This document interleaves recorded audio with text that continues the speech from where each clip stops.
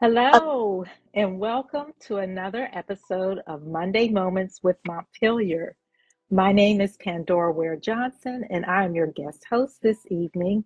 And I'd like to talk to you about the two ladies that are joining us are Rashida Kirton, the MDC board member and entrepreneur, and Dr. Bettye Kearse, the author of The Other Madisons and the TMF board member. Thank you, ladies, for joining us this evening. Thank you. Here. Yes. See, we have a few joining us. Phoenix is joined. There are plenty of people that are joining and logging on. Both women this evening are descendants from James Madison's Montpelier, descendants of those who were enslaved at James Madison's Montpelier. And we'd like to find out a little bit more about them. But before we do, make sure if you have comments, let us know where you're joining us from. Put your city, your state in the comments box there so that we can wave and say hi to you. I see the hand waving come through. And let's get started. Let's find out a little bit more about our guests. So, Rashida, let me start with you. Why don't you tell us a little bit about your ancestral connection to Montpelier? Sure. So my ancestral connection to Montpelier is on my maternal side of the family. I am connected through the Madison, May, and Ellis family to Montpelier and other surrounding former plantations in the area. I have researched my family back to our fourth, fifth generations, maybe six, but still a lot more research to be done. But it's very exciting, needless to say. And Bettye, thank you. And Bettye, how about your family connection to Montpelier? My family connection to Montpelier is also on my maternal side. And ever since I was 5 years old, I started hearing about my ancestors, the first of whom to come from Africa was a woman who came to be named Mandy when she was purchased by the Madisons and brought to Montpelier. And so within the next generation, she had a daughter through uh, the future president's father, James Madison Sr. And the daughter, in turn, had encounters with James Madison Jr. So my family oral history, going back 8 generations, really, is that we descend from the enslaved cook Corinne and her enslaver and half-brother, President James Madison. Fascinating. That's fascinating. So, in your research that you've done, Bettye, most of your research, as you mentioned, was through oral history. Can you tell us a little bit about that? Well, most of what I know is through oral history. The archival records are very spotty, partly because many of the records were burned. Some accidentally. When I was doing my research, I was just astounded at how many courthouses had burned down. But I also know that both James and Dolly Madison had requested that their personal papers, be burned after their deaths. So it's there's still a lot of research to be done in terms of the archival evidence, and I'm still working on it. Still working on it, yes.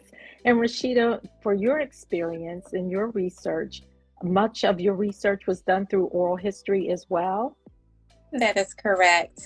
So I became interested in my family history around 10 years old, but it wasn't until I moved to Ghana, West Africa, at the age of about 14 that I became more interested, especially in my maternal side of the family.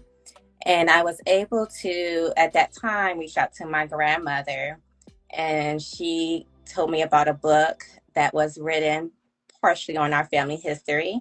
And she also provided me a handwritten family tree that detailed all of the family members going all the way back to Clara Madison, Walker Madison. She even provided a first name for Clara's mother, which was Susan, and then two other names, Sally and Sarah. They did not have a last name. So that is the research that's still I'm trying to uncover. And that's a lot like what Bettye just stated. A lot of that information was more so during the James Madison senior time and beyond. So it's hard finding documentation to connect the facts to the oral history that has been provided. Excellent. So when we talk about the oral history and the additional documentation, when people are trying to do their family history and find out where they came from, find out where their ancestors came from, the combination of both the oral history and the documentation, is there any advice or recommendation that you can give in addition to your oral history of what people can look at and how they can find documentation? Well, I would say I started with with what I knew. I knew my parents, I knew my grandparents, my great grandparents, and from there I was able to use census records. Mm-hmm. That helped a lot, especially marriage certificates, death certificates. Those have mothers and or parents' names on it. Mm-hmm. Sometimes it has burial places as well if you want to visit them in the cemetery to see if other family members are buried there.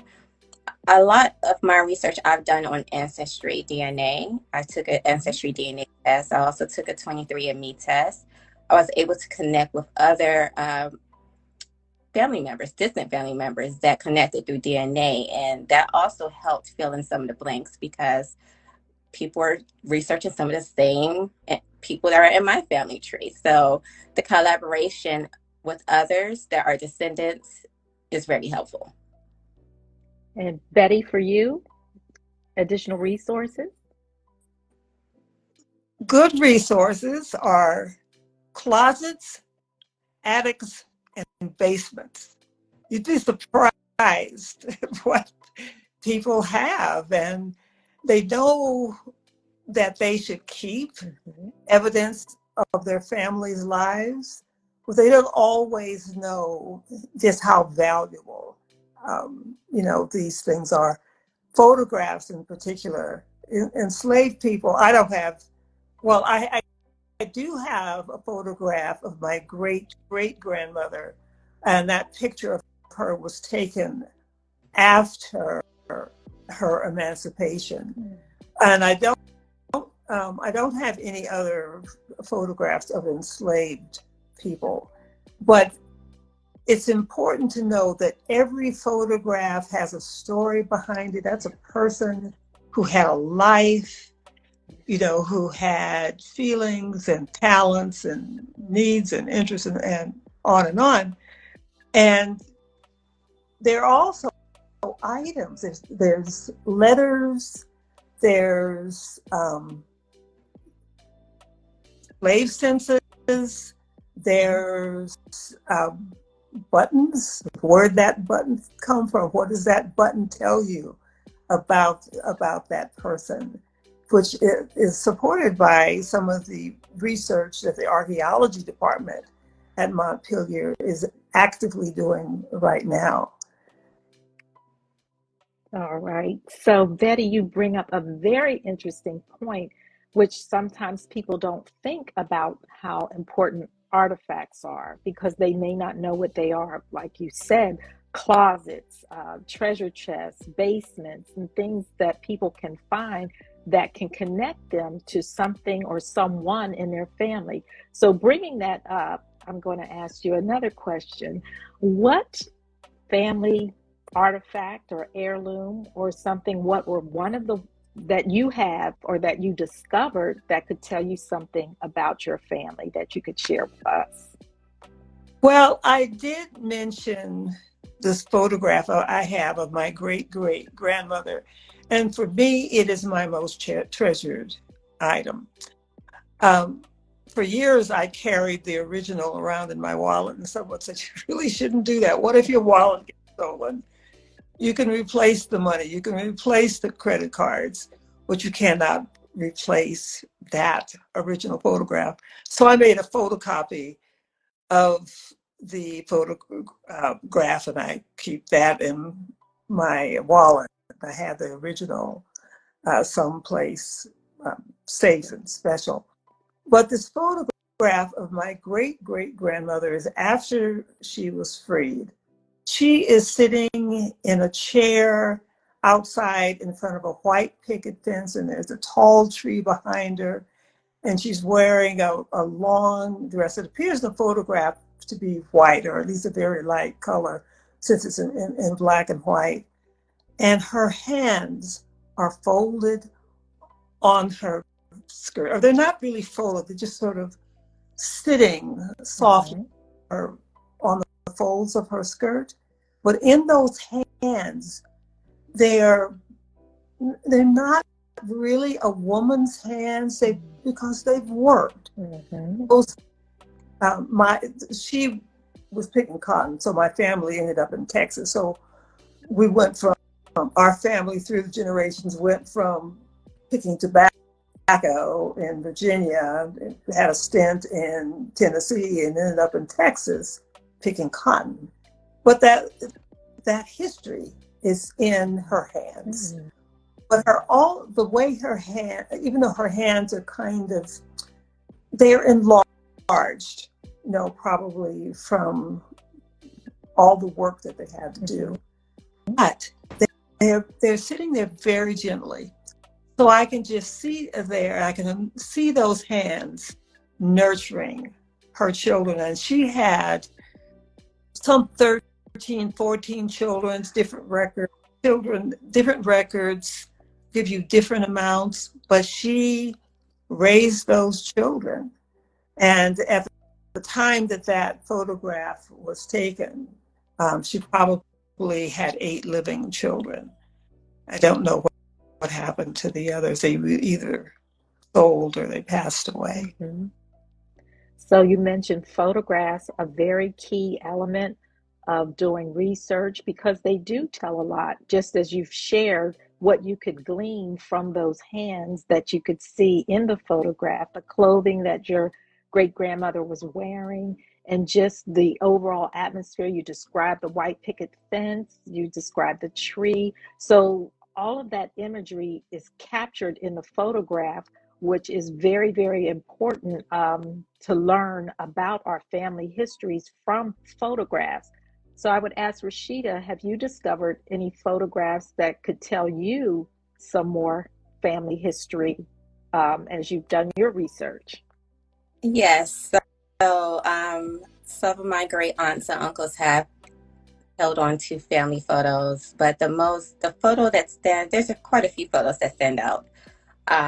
My 4th great grandfather was Squire May, and there's a picture of him in the Smithsonian that was donated by a distant cousin of mine who is no longer here with us, Clara Alice Bailey Payne. And the picture is of a sketch of him, but it's so detailed. It's, for him to be born in 1825 and to be able to see how he looked and to have an idea of the type of work he had done. He had done a lot of different types of work, but he was known as to be a driver, and he did other things as well, worked in the fields. But it, to me, tells a lot about his character and my family lineage. I have discovered other family photos as well of my 3rd great grandparents and 2nd great grandparents, and I see family features when I look at my siblings and my cousins. So sometimes you just say, wow, you can definitely tell that we're a family, we're connected. Photos I love. I'm a collector of photos. I love scrapbooking. So to me, I cherish those. Excellent. So in addition, no, Betty? I Go ahead. I didn't want to cut you off. I just want I misspoke because I also have a photograph of a great grandfather who had been enslaved. And the reason I wanted to circle back and make sure I mentioned it, in this photograph, he is standing up there with such pride. Mm-hmm. And it is so inspiring and so motivating and reassuring, too, that his sense of his humanity was not diminished by having been enslaved. Standing. As we can tell, that pictures paint 1,000 words, and they carry images and impressions for people who view them much later in life, as you have. And saying that, you're involved in the work at Montpelier, at James Madison's Montpelier, a former plantation, which is no longer a plantation. It's a museum and historic site, actually. You mentioned the archaeology program as far as the digs, and can you just share a little bit about your experience with that? And also, Rashida, if you've experienced that as well. So I'll start with Bettye, and then we'll hear from you, Rashida. I would love to talk about my experience with the archaeology program. The first time I visited Montpelier was in about 1996 or late 90s, and I had come to Montpelier, tried to understand kind of what this slavery thing was all about, and I wanted to sort of get to know my ancestors as best I could, know where they lived, what kind of work they did, how they managed to maintain a strong sense of themselves. And we know that they did that because they passed that down to us. But when I first came there, I met Lynn Lewis, who was the director of archaeology at the time.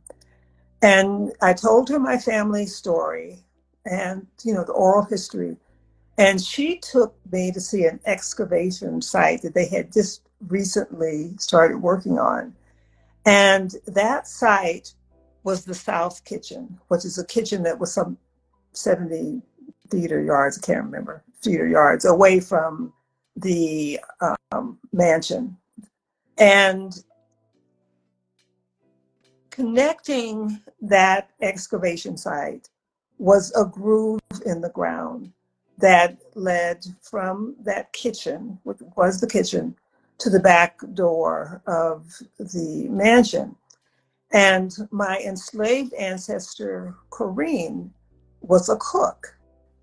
And Lynn Lewis explained to me that that groove was worn into the ground by generations of enslaved cooks walking between the kitchen and the mansion to serve the Madisons and their many guests. So that means that my my great grandmother Corrine had walked in that path. And I was able to step into that path and literally walk in her footsteps. That's incredible.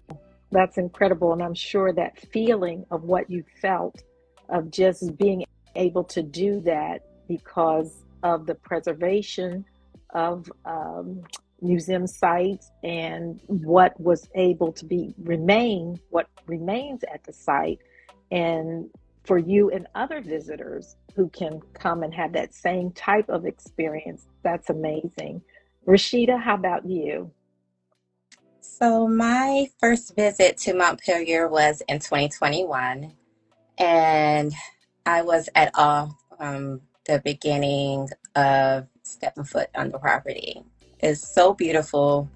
A lot of people have this idea of, it's going to a slave plantation. No one wants to go that is of color, but I've always challenged that. I've visited the slave ports in Ghana, West Africa. I am a person that loves history, so I like to experience things without the preconceived thoughts that's been created. And I'm happy I visited Montpelier. Now I can't seem to stay away. I mean, I live in Atlanta, so it's further, it's kind of far away, but every opportunity that I can get, I'm visiting. I had my first archaeological dig last year, and I love to garden, so anything outdoors, I'm all for it. But it was a great experience. I'm looking forward to the upcoming dig in April. And honestly, I think everyone should have at least one experience in their life to try and do an archaeological dig. There's so much history, there's a connectedness with the land that is unexplainable. Um, the landscape of Montpelier alone is just a beautiful sight, and it does make me question things as it relates to my family being enslaved on a property. So many questions come about, but that does not keep me from visiting the site at all. If anything, it draws me to it to want to be more involved, to understand their story and how we have come this far. So your experience was that of a learning experience, Very both much. of, very much so, both of you. So what would you say before we kind of wrap things up this evening? What advice or what words of encouragement in a positive light, being and knowing that the history can be very painful and traumatic for many people, but sometimes you look at things through a different lens, or you can see something that may have been negative at one time. You don't minimize the negativity of it, but in the culture that we are in now, the day and age of the 21st century, what can people learn from their experience if they should choose to visit a site like Montpelier or any other former plantation site? What would you encourage them to do and to look for? Mention a mere distinction of color, which Okay. is a wonderful, it's more than an exhibit at Montpelier. It sort of reconstructs the lives of the enslaved people. And there are parts of that that really hone into their humanity. So in one part of it, there are kind of pillars that have photographs of enslaved people. And underneath those photographs, it'll say something like, I was a grandmother, I love to cook, I love to sing. Or in another one, it would say, I love to carve objects out of pieces of wood, or I love my grandson, or I don't know. But it really brings home that these were human beings who knew that they were much more than property. And Rashida, for you, your experience of, of what you would want people to know about visiting? I think if you take your time to feel whatever it is that you're feeling, if you feel some type of way about visiting a former site of slavery, unpack that feeling. You know, what is it that triggers you to feel some type of way? Sometimes the unknowing of that feeling is sometimes you being attracted to wanting to know what is it that makes me feel this way. And for me, I thought the same. You know, I did not want to attend a former site of enslavement. But for me, my first experience was out of this country, was in Ghana, West Africa. So having been exposed to that, there was no way that I was not going to visit a place that my ancestors once lived. For me, the root of it for me was connecting with my ancestors. I've always been of a person that believed that to know where you're going, you must know where you come from.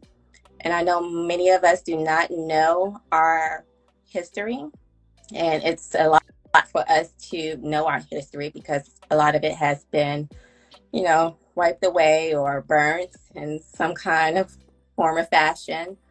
But there's a lot that's still out there, and there's a lot of researchers and people are willing to help us find that history.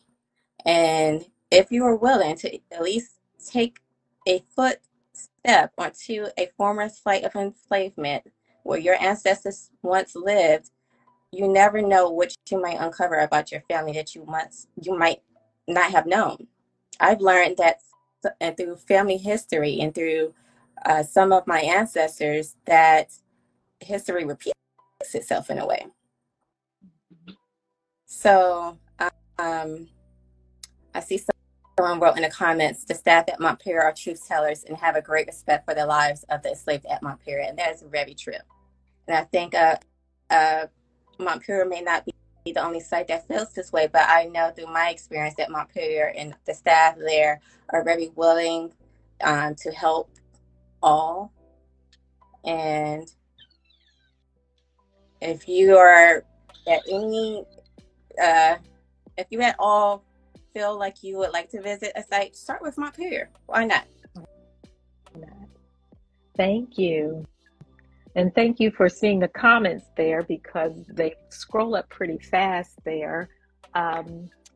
You both have brought so much enlightenment of your own personal stories and just the facts of how visiting a historical former plantation site can be enriching, and just the whole fact of discovering your ancestral connections through different resources, whether they're in a treasure chest, whether they're in archaeology dug from the ground, or whether they're from a photograph.